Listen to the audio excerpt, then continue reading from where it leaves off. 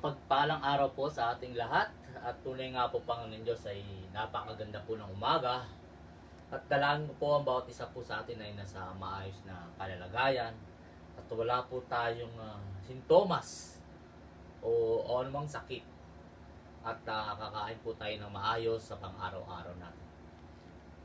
Sa ngayon, nasa GCQ na po tayo. Tunay nga po nasa new normal kung tawagin nila. Pero hindi na to katulad po ng dati na kung saan talagang malaya. Malaya tayo makapunta kung saan, gathering, sa mga birthday, makalubilo sa tao, pumunta sa mall. Yung mga iba sa atin siguro talagang mga iba gustong-gusto ng gumala. Sa ngayon, kapag lalabas ka, kailangan may mga suot ka na mask. Kailangan quarantine ID. Dapat social distancing. Bawal magkumpulan. Di ka basta-basta makapasok sa ibang bayan, lalo na kapag naka-ECQ pa sila. May araw ng pamamalengke. So may mga sasakyan din naman, katulad mga tricycle, kailangan isa lang. Sa mga jeep, kailangan maayos. Kailangan may harang, may pang-disinfect. Sa mga mall naman, maaga rin ang pagsasara. At marami pang iba talagang iba na sa dati. Talagang iba na yung new normal ngayon. Bago tayo magpatuloy sa ating mensahe, iniling ko pa ang bawat isa po tayo po yumuko at manalangin.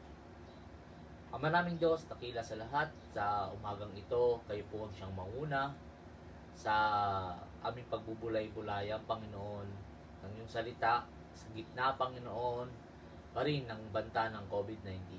Bagamat, Panginoon Diyos, na nasa ilalim na, Panginoon Diyos, kami ng GCQ, at tunay nga rin po, Panginoon Diyos, na nandyan pa rin at wala pa rin vaccine.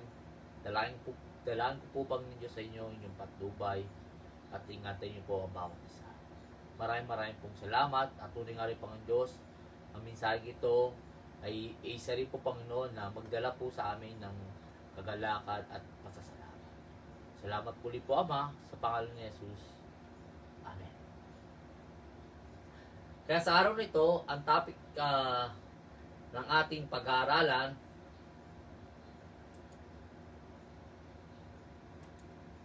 yan. How to be cheerful in the midst of crisis. Paano ba tayo maging masaya o makontento sa gitna ng kalamidad? Ito so paano para tayo magiging masaya sa kabila ng ganitong sitwasyon natin? Basahin po natin sa Job 1 verse 22-21. Sabi nga po rito, tumayo si Job, pinunit ang kanyang damit at nag-ahit ng ulo.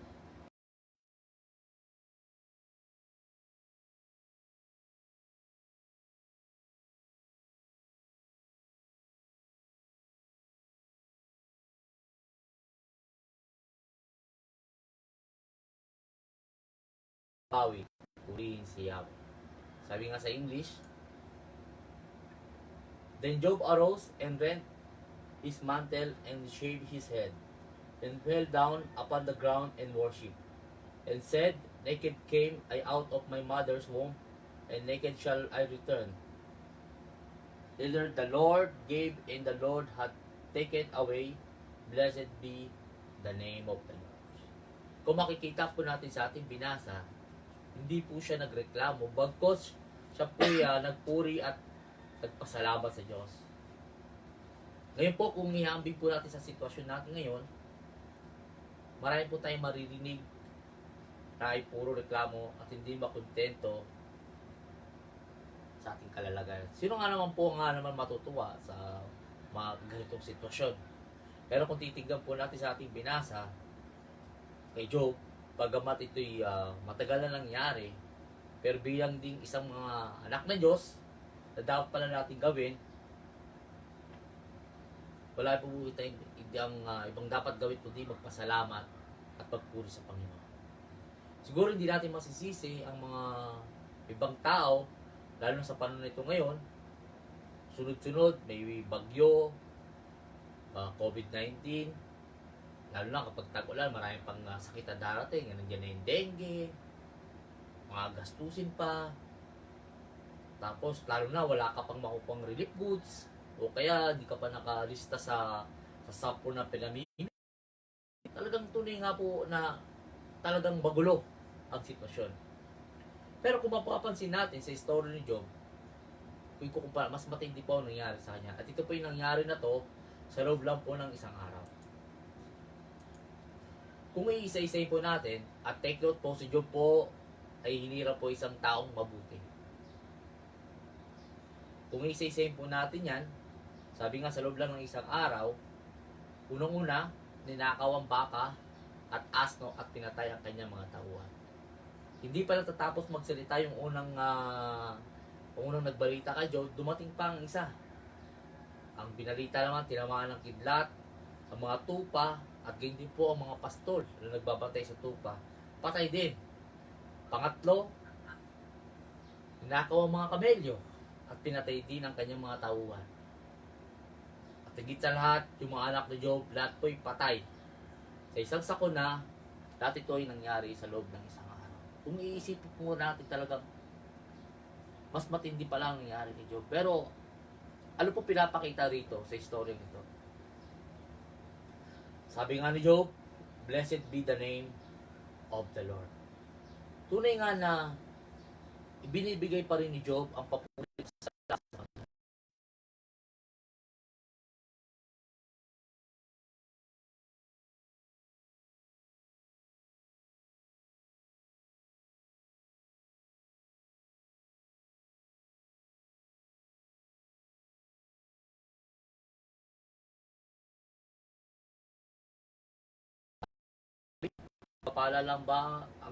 Pagpapala lang bang tatanggapin mo sa Diyos? Hindi ba natin tatanggapin kung bigyan niya tayo ng pagrusa? Yung sa kabila ito, sa paningin ni Diyos, para ito po siya po yung nagkasala. Sa mundong ibabaw, part na po ng creation ang mga ganitong sitwasyon. May mga tahilang dumami.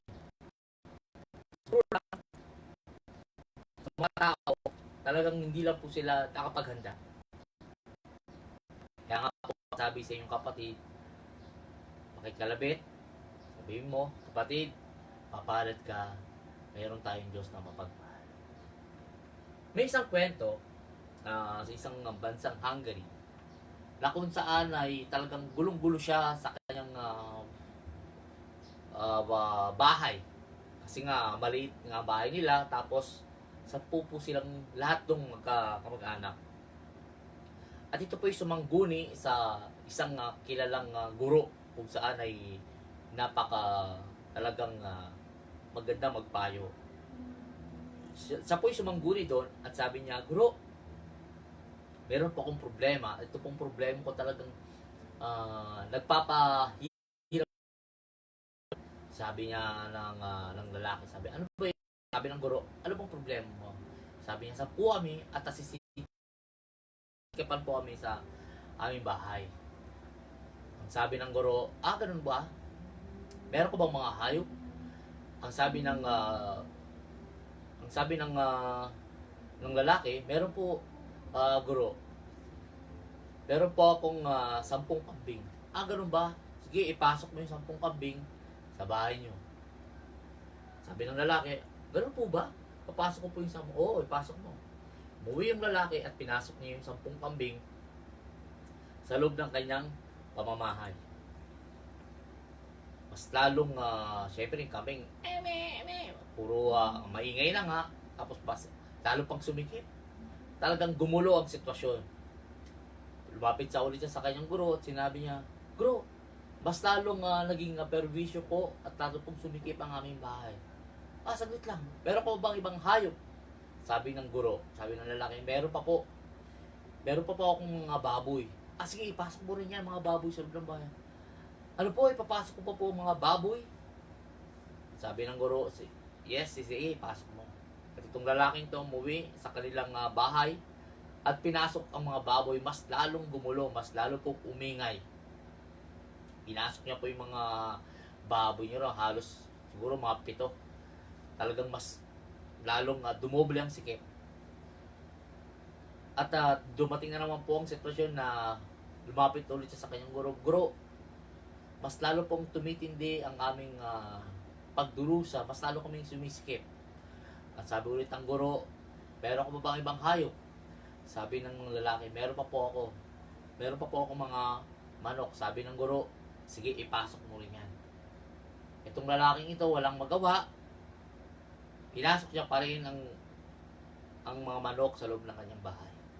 Mas lalong tumindi ang sikip sa kanila. At itong lalaking ito talagang galit na galit na. Talagang gusto niya nang sugurin ng kanyang guro.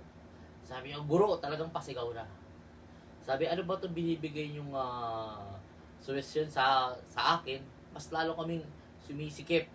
At sabi ng guro, ito na ang pinakahuli. Tanggalin mo lahat ng hayop na pinasok mo sa bahay niyo. At itong lalaki ito, tinanggal niya ang lahat ng hayop sa kanyang bahay. Pagkatapos nun ay siya'y pumasok. At sa pagtanto niya, sabi niya, ang sarap pala tumira sa aming bahay, napakaluwag. Kung titignan po natin, o mapapansin po natin dito, wala naman pong nangyari sa bahay niya. Bagkos tinanggal niya lang lahat ng hayop sa kanyang bahay. Minsan sa isip lang natin yung problema eh.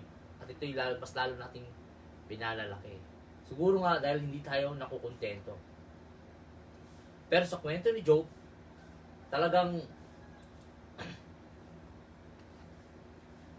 makikita natin siya kung paano siya lumapit sa ating Panginoon. At siya po yung nagpasalamat sa Diyos. Isa nga po, inulit ko pa pong muli, mabuti man o masama, Diyos lang ang nakakaalam. Tunay nga po na ang Lord ay hawak niya po ang lahat, panahon, ang araw, ang time. Alam niya na ang ating future. At saka sa time po ng COVID-19, hindi naman po lahat ay nangyaring pangit. May mga magaganda namang nangyari. Yun nga lang po, nakakalungkot lang kasi may mga namatayan. Yun nga po siya sa mga naka-part ng malungkot. Pero lahat naman po, sabi nga darating tayo dyan, may mga panapanahon lang. Ito nga po yung mga unang naging positive para po sa akin. No? Una, umayos po ang ating nature, nabawasan ang polusyon. Ang ating ozone layer naka-recover, ang ating karagadan banda. Pangalawa, nabawasan ng mga krimen. Nagkaroon tayo ng mga bonding natin sa mga mahal sa buhay. Natuto tayong magtipid. Dapat pala tayo po yung may ipon kasi may mga ganitong trahedya talagang dumarating. Natuto tayong magbigay sa ating mga kapuspalad. At higit sa lahat, wala tayong COVID-19. Kumpleto ang ating pamilya. Tunay nga na kung iisa-isahin natin ang ating pagpapala, sabi nga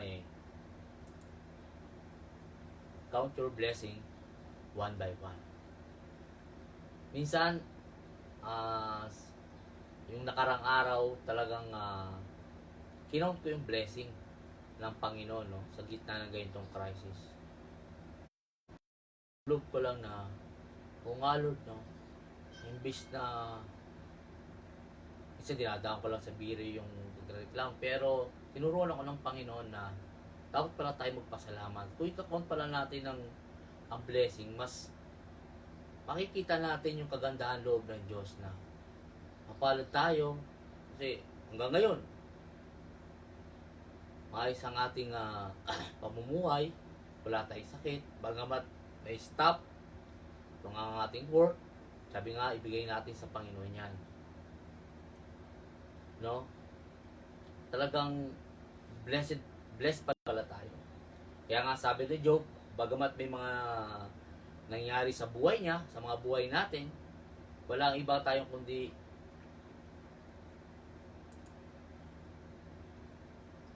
magbigay ng papuri sa ating Panginoon Diyos. Tuloy nga sa anumang sitwasyon, maganda man o hindi man maganda, tayo lumapit sa Diyos na may pagpapakumbaba kung paano ginawa rin ni Job yun. Kasi kung sa buong istorya niya, kung makikita niya, ito'y binalik ng Diyos ng mas maraming pang ulit. Kasi nakita ng Lord yung pagpapakumbabang puso ni Job. Dapat ganoon din tayo. Imbis tayo magreklamo o ano pa man, tayo po'y lumapit at manalangin sa Panginoon at magbigay papuri sa Kanya na alam naman ng Diyos ang sitwasyon natin. Kasi part na rin to ng creation na na taon-taon may mga bagyong dumarating, hindi man ganitong COVID-19. Sabi nga raw nila kada 100 years daw mga ganitong nangyayari. Nagsimula kung nabasa ko yun may mga talagang matinding pandemic din na nangyari sa kasaysayan ng mundo. Kaya nga po, ano bang tinuturo sa atin dito ng ating Panginoon? Tapos meron po tayong pusong mapagpakumbaba na ang Diyos lang po ang nakakalam po ng lahat. Sabi nga rito, si Yahweh ang nagbigay, si Yahweh rin ang babawi. Kung kukunin na ng Lord dyan, wala na po tayo magagawa. Of course, magpasalamat tayo. Kasi binigay niya yan, mga bagay na yan sa atin. Pinagkatiwalaan lang tayo ng Lord. Kung kukunin man yan, ay tanggapin natin na buong buo. Kaya sa istorya ni Job, hindi po siya nagkasala sa paningin. Talagang napakabuti ng Diyos. Kaya sa panahon natin na to ngayon, kung meron man tayong pinagdadaanan sa buhay, ibigay po natin sa ating Panginoong Diyos. Kasi mayroon tayong hangganan Kaya dapat kailangan natin na ilapit yan sa ating Panginoon. Sabi nga rito po, mayroon pong isang tanong sa pagiging kontento. Sabi nga po yan, contentment. Sabi nga po rito, sa Christ-centered living gives us the ability to live with joy and peace to any circumstance, whether it's prosperity or poverty, and felicity or difficulty, quarantine or quarantine, 8,000 o 8,000, the answer should be yes. It's all because of the strength of Christ. May matanggap man tayo o wala, nakalista man tayo o hindi, at magkaroon po tayo ng kakontentuhan sa ating buhay at magpasalamat sa ating Panginoon Diyos. At nagbibigay na yon ng ating Panginoong Jesucristo. Tunay nga po na napakabuti ng Diyos sa ating buhay. Na bagamat na umaabot na tayo sa kanyang sa ating limit, ay ang Diyos ay nagpapaalala sa atin. Kaya ako nga po natutuwa po ako sa Panginoon Diyos kapag umaabot na po ako sa talagang sukdulan ng aking tawag dito. Minsan talagang parang gusto ko lang magreklamo o maggano. Pero ang Lord, talagang stop na. Pinapakita niya sa akin, sabi, count mo na lang yung blessing mo. Pakisabi sa katabi mo, pag umahabot ka na sa inyong sukdulan, no, i-count mo na lang yung blessing na natatanggap mo sa Panginoon. At pakikita ang pangyarihan ng Diyos na mapalad ka pa. Mapalad po tayo. Pakisabi sa inyong katabi, you are blessed. Sa ating pagtatapos, sa aming sayang ito, dalangin ko po ang bawat isa sa atin ay sa mga susunod pang araw, bagamat ay wala pa tayong vaccine, mga nagagawa, ngayon ginagawa pala ng mga eksperto, dalangin ko po sa inyo na patuloy na pag-iingat, magsuot pa rin po tayo ng face mask, at kung lalabas naman po tayo, wag po tayong makisalamuha sa maraming tao at magkaroon po tayo ng social distancing. At ingatan din po natin ang ating sarili, ganoon din po sa ating pag-iingat sa ating mga mahal sa buhay. Kaya po sa araw na to, pagpalain po tayo ng ating Panginoon at mabuhay po tayong lahat. Sige, tayo po yumuko at manalangin. Panginoon Diyos, takila sa lahat. Tunay nga po Panginoon sa magang ito ay maraming pong salamat. Tunay nga Panginoon Diyos na binigyan niyo kami ng pagkakataon na magpuri at sumamba po sa inyo. Salamat Panginoon Diyos sa lahat ng iyong biyaya na tunay nga po Panginoon Diyos sa gitna ng COVID-19 ay patuloy nga Panginoon Diyos ang inyong pagmamahal at pagpapaala sa aming buhay ay patuloy na rin yan. I-bless you po Panginoon Diyos ang bumubuo Panginoon ng God Almighty Christian Community Church Panginoon na kayo ang siyang manguna magsimula sa aming pastor, ng pamilya, Pastor Ander, Pastor Dennis, Pastor Igme, kay Pastor Edmark at Brother Ryan sa bumubuo Panginoon at paging sa aking pamilya na patuloy niyo pong ingatan, patuloy niyo po silang palakasin, maging sa kanilang pang-araw-araw na tinatahak. Alam namin Panginoon Diyos na sa aming sitwasyon ngayon ay talagang may hirap, may mga trabaho kami Panginoon Diyos na hindi pa rin makapasok, may mga iba ng kumpanya na nagsara, pero Lord God, wala pa kung ibang kaming inaasahan kundi kayo lamang. At wala dapat kami Panginoon Diyos isisi Panginoon o magreklamo kami Panginoon Diyos. Pagkos, mas lalo pa kaming lumapit sa inyo. Katulad Panginoon Diyos sa nangyari sa buhay ni Job, na tunay nga po Panginoon Diyos na sa inyong paningin Panginoon ay naging matuwid siya. Kaya po Ama, dalangin po namin na ang bawat isa Panginoon Diyos ay patuloy na lumapit sa inyo hanggang sa malagpasan namin Panginoon Diyos ang crisis na ito. Kaya Lord, wala po kami ibang inaasahan kundi kayo lamang. Na Panginoon Diyos, maraming pong salamat sa inyo at sa iyo namin binabalik lahat Panginoon Diyos at papurit pa salamat at tulungan at turuan niyo po kami Panginoon Diyos maging salamat, maging masaya Panginoon Diyos sa gitna Panginoon ng crisis na ito. Maraming pong salamat at dinadalay ko Panginoon Diyos ang bansang Pilipinas na kayo ang siyang manguna gayon din sa ibang bansa na Panginoon Diyos na patuloy niyo pong protektahan Panginoon. At nawa po Panginoon Diyos na matapos na rin po ito sa tulong niyo sa pangalan ni Jesus. Amen. Maraming pong salamat sa inyo at God bless.